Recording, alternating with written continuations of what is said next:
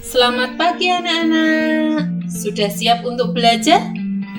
Hari ini kita akan belajar kembali tentang tema 5 subtema 1 yang membahas tentang membuat kalimat efektif.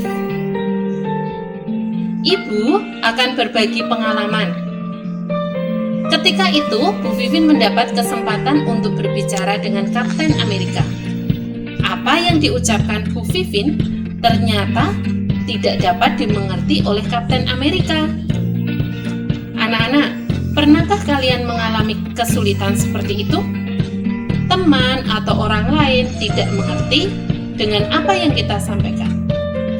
Supaya orang lain paham tentang apa yang kita sampaikan, yuk kita pelajari tentang kalimat. Kalimat adalah rangkaian atau kumpulan kata yang minimal terdiri dari subjek dan predikat, dan dapat berdiri sendiri serta memiliki makna yang lengkap.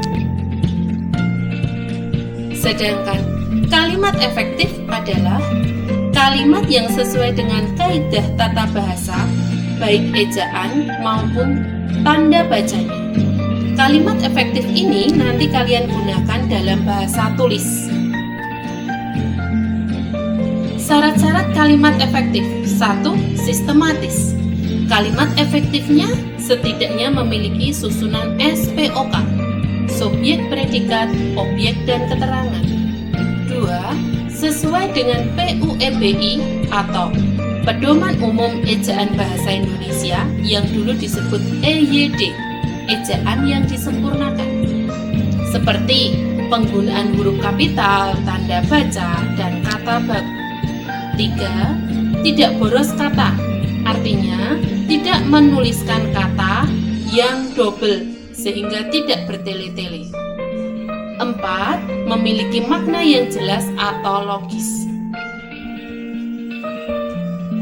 Subjek adalah pelaku atau kata benda dalam sebuah kalimat.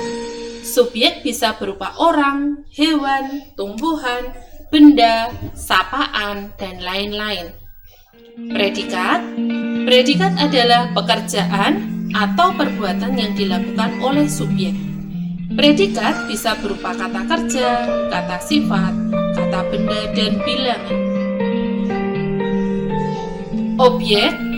Objek adalah kata atau hal yang dikenai atau dikerjakan oleh subjek. Objek bisa berupa kata benda, sedangkan keterangan adalah bagian kalimat yang berfungsi memperjelas kalimat sehingga mudah dipahami. Contohnya, keterangan tempat, keterangan alat, keterangan cara, dan keterangan waktu. Contoh kalimat yang memiliki unsur SPOK: Susi berangkat sekolah dengan naik sepeda. Susi menunjukkan subjek, berangkat predikat, sekolah objek, dengan naik sepeda keterangan. Ciri-ciri kalimat efektif. 1.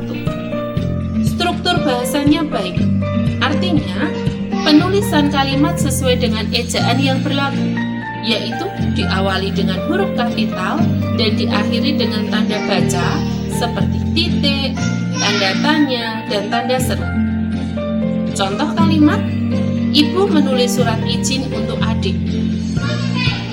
Jika kita lihat, kata ibu pada awal kalimat seharusnya memakai huruf kapital, dan kata izin, contoh kata tidak baku, seharusnya penulisannya memakai huruf Z, sehingga menjadi Ibu menulis surat izin untuk adik.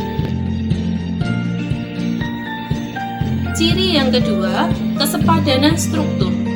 Artinya, memiliki susunan kalimat yang terdiri dari subjek, predikat, objek, dan keterangan atau SPOK, supaya kalimat lebih mudah dipahami. Contoh, Ibu menggoreng ikan di dapur. Ibu, subjek, menggoreng, predikat, ikan, objek, di dapur, keterangan, yaitu keterangan tempat. Ciri ketiga, tidak meletakkan kata depan preposisi di awal kalimat. Contoh kata depan preposisi itu seperti di, ke, dari, kepada, untuk, bagi, dan masih banyak lain lagi. Kalian bisa lihat dari sumber belajar yang lain. Contoh kalimatnya, untuk semua siswa kelas 3 mengikuti upacara. Kata untuk sebaiknya dihilangkan sehingga menjadi semua siswa kelas 3 mengikuti upacara.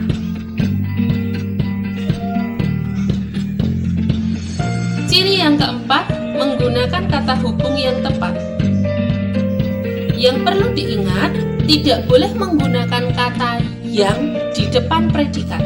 Contoh, Susi yang menyapu lantai kelas. Kata yang seharusnya dihilangkan sehingga menjadi Susi menyapu lantai kelas. Ciri kelima, tidak memiliki subjek ganda. Ganda artinya dua. Subjek boleh lebih dari satu, tetapi yang berbeda. Contoh, Susi menyanyi sambil Susi menirukan gerak kupu-kupu terbang.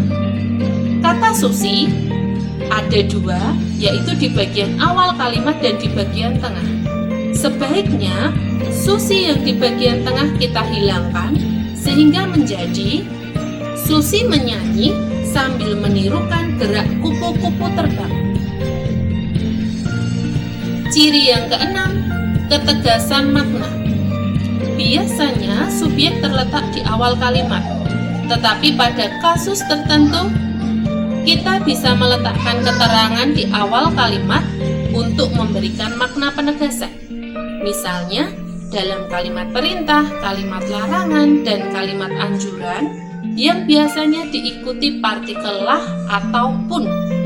Contoh, kamu pakailah masker dengan benar hingga menutupi hidung.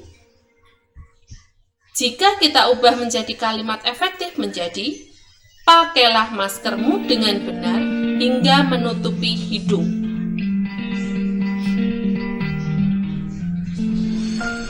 Ciri yang ketujuh, memilih kata yang tepat.